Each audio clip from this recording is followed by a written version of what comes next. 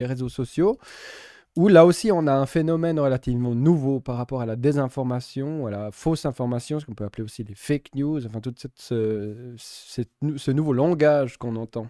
Ça a toujours été le cas. La guerre du Vietnam a été déclenchée suite à l'attaque du golfe du Tonkin, qui était une fausse information. La guerre en Irak, la seconde, a été déclenchée sur une fausse information concernant les armes de destruction massive de Saddam Hussein. Une proportion importante des guerres qui ont eu lieu au XXe siècle au XXIe ont été déclenchées du fait de la manipulation de l'information et de fausses informations.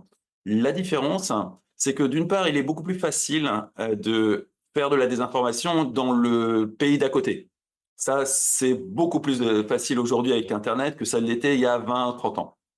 Mais également que la barrière à l'entrée s'est effondrée. Il n'y a pas besoin d'avoir un groupe de presse pour faire de la désinformation. Un simple compte Twitter avec suffisamment d'audience permet déjà de commencer à faire de la désinformation.